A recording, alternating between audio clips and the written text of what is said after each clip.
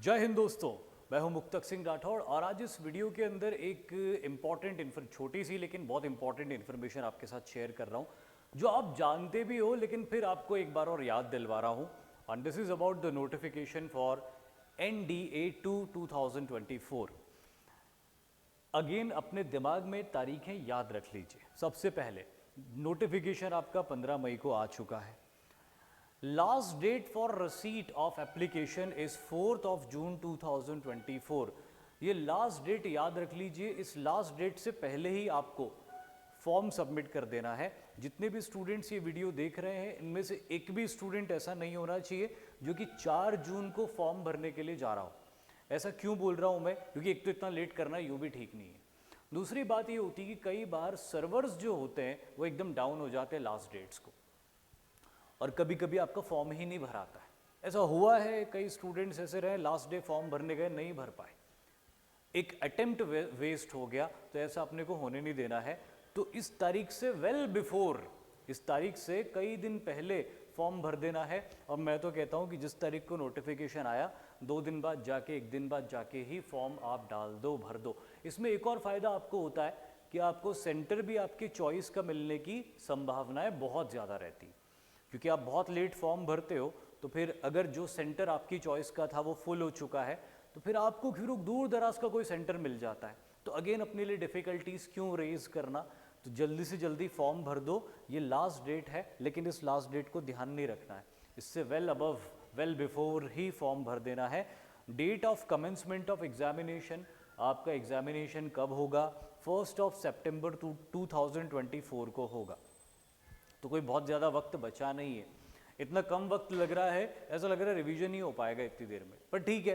ये वाले अटेम्प्ट में इतना ही वक्त रहता है, थोड़ा कम ही वक्त रहता है। सितंबर वाले अटेम्प्ट में 1 दिन का आपका एग्ज़ाम है जो कि 1 दिन में ही पूरा हो जाता है। ये बात आप बहुत अच्छे से जानते हो।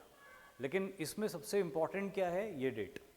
यहाँ तक पहुँचने नहीं देना अपने को, इससे कम से कम 10-15 दिन पहले ही फॉर्म भर देना है, या कम से कम 5-6 दिन पहले। 10-15 दिन तो ठीक है, पर 5-6 दिन पहले ही चले जाना है, क्योंकि आखिरी दिन का रिस्क नहीं लेना, कुछ भी हो सकता है आखिरी दिन। फिर दूसरा, आपको एग्जामिनेशन का पैटर्न बहुत अच्छे से पता है, लेकिन एक बार फिर अपनी नज़रों में एग्जामिनेशन के पैटर्न को डाल दो। आपके सब्जेक्ट्स में मैथमेटिक्स है सबसे पहला, जिसका ड्यूरेशन 2.5 घंटे का है, जो 300 नंबर का पेपर होता है आपका। बहुत अच्छे से जानते हैं आप, क्वालिफाइंग भी होता है और कई स्टूडेंट्स के लिए बड़ा टफ भी होता है। तो प्लीज़ मेक श्योर कि इतने सारे नंबर्स हैं, तो इतने सारे नंबर्स में से अपने को ज़्यादा से ज़्यादा एक्वायर करना है। यहाँ पे अगर बढ़िया फाउंडेशन बन गया तो ये आपको हेल्प कर देगा एक अच्छा स्कोर बनाने में। दूसरा है आपका जनरल एबिलिटी टेस्ट, जो अगेन 2.5 घंटे का है, 600 नंबर का है। ज़्यादा क्वेश्चंस इसमें आते हैं लेकिन अलग अलग सब्जेक्ट्स के क्वेश्चंस आते हैं। जो सब्जेक्ट्स स्ट्रॉन्ग हैं आपके, वो सारे सब्जेक्ट से मैक्सिमम स्कोर करने की कोशिश करो एंड होपफुली 900 में से जितना ज़्यादा स्कोर लेके आ सकते हो उतना ज़्यादा स्कोर लेके आओ, रिकॉर्ड बनाओ मैं तो कहता हूँ इस बार। एंड देन SSB के लिए भी अपने आप को ग्रेजुअली प्रिपेयर करते जाओ रिटर्न के साथ साथ। SSB की तैयारी कोई 1-1.5-2 महीने में नहीं होती, उन्हीं तो बहुत पहले से शुरू हो जानी चाहिए थी, लेकिन अगर नहीं हुई है तो अभी से शुरू करो उसको, अभी से ध्यान देना शुरू करो। क्या ट्रेड्स होते हैं, कैसे एक्शंस और प्रैक्टिसेस करके आप अपने आप को एक बेहतर इंडिविजुअल बना सकते हो जो आर्म्ड फोर्सेस की सर्विस के लिए सूटेबल हो।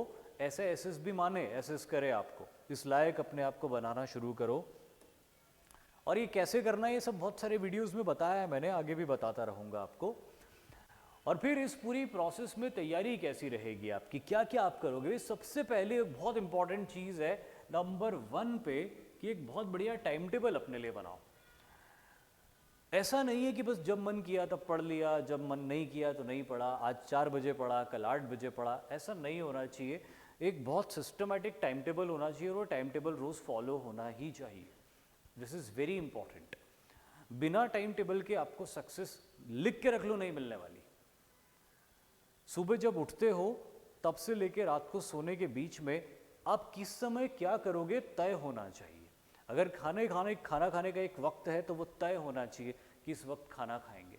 पढ़ने का कोई वक्त है तो वो तय होना चाहिए। हालांकि मैं पढ़ाई को लेकर हमेशा ये कहता हूँ, टास्क के हिसाब से पढ़ाई करो, लेकिन वो टास्क भी अपने आप को उसी वक्त में दो कि 8 बजे से 10 बजे सपोज मुझे मैथमेटिक्स को टास्क देना है, कि मैंने मैथमेटिक्स का टास्क अपने आप को दिया सुबह का वक्त, सुबह के वक्त, तो वो वक्त आप अपने हिसाब से तय करो, लेकिन रोज़ उसी टाइम टेबल के हिसाब से आप काम करोगे तो ऑर्गेनाइज्ड ज़्यादा हो जाओगे। ऑर्गेनाइज ज़्यादा हो जाओगे तो चीज़ें बेहतर होती जाएगी आपकी, और चीज़ें बेहतर होती जाएगी, कॉन्फिडेंस आने लग जाएगा, आगे बढ़ते जाओगे तो सक्सेस हासिल करने की संभावनाएं बढ़ जाएगी आपकी।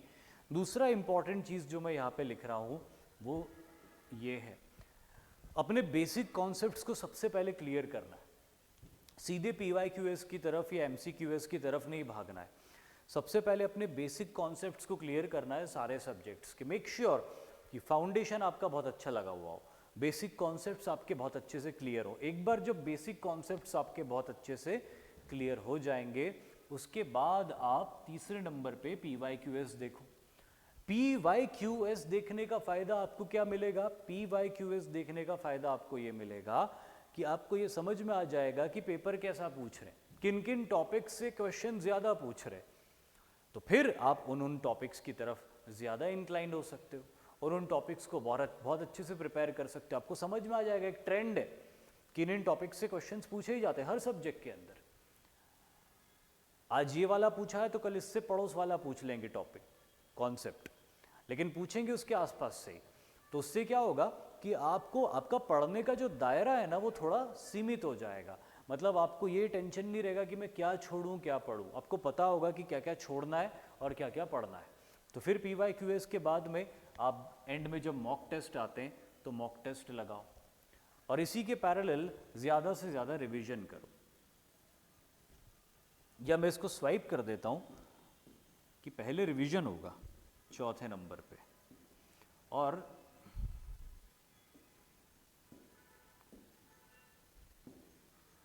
ये 5वें नंबर पे आप मॉक टेस्ट लगाओगे सबसे एंड में। तो ये एक ऑर्डर रखो अपनी तैयारी का, टाइम टेबल बनाओ, बेसिक कॉन्सेप्ट्स को क्लियर करो जितने ज़्यादा से ज़्यादा सब्जेक्ट्स में आप कर सकते हो। तीसरा PYQS देखो, उससे आपको अंदाज़ा लगेगा क्या क्या छोड़ना है, क्या क्या पढ़ना है, किस किस पे ज़्यादा ध्यान देना है। फिर उसके बाद पढ़े हुए को बहुत अच्छे से रिवाइज करो और एंड में मॉक टेस्ट देके वो रियल टाइम एक्सपीरियंस ले लो जो पेपर में जाने से पहले होगा। अगर आप ये सारे स्टेप्स को फॉलो करते हो और इन सारे स्टेप्स को फॉलो करते हुए ईमानदारी से कंटिन्यूटी के साथ में काम करते हो, बहुत कम स्टूडेंट्स ऐसा कर पाते हैं और जो कर पाते हैं वही सिलेक्ट होते हैं। तो आप उन बहुत कम में से एक बन जाओ प्लीज़। बस यही इन्फॉर्मेशन थी इस वीडियो के अंदर, छोटा सा वीडियो था ये। बाकी कुछ बैचेस की इन्फॉर्मेशन है जो कि मैंडेटरी है, मैं आपको दे देता हूँ। 25% फ्लैट इन सारी बैचेस के ऊपर डिस्काउंट है अभी। फाउंडेशन, पराक्रम, प्रारंभ, मिशन SSB। फिर उसके बाद में NDA रिटन एग्जामिनेशन के अंदर जिसने भी क्वालिफाई कर लिया है उसके लिए SSB batch free of cost है, उसको सिर्फ एक लिंक क्लिक करके फॉर्म भरना होगा। Then foundation batch for NDA has recently been started, that is called as foundation batch. तो उसके lectures भी शुरू हो चुके हैं। Then you have target NDA 2 and CDS 2. CDS 2 के लिए विजय बैच 30 मई से शुरू होने वाला है एंड पराक्रम बैच अभी कंटिन्यूड है। मिशन SSB शुरू हो चुका है, मेरा एक लेक्चर हो चुका है इसके अंदर, जल्दी दूसरा हो जाएगा कल। 6 महीने के करंट अफेयर्स आप इस कोड को स्कैन करके डाउनलोड कर सकते हो।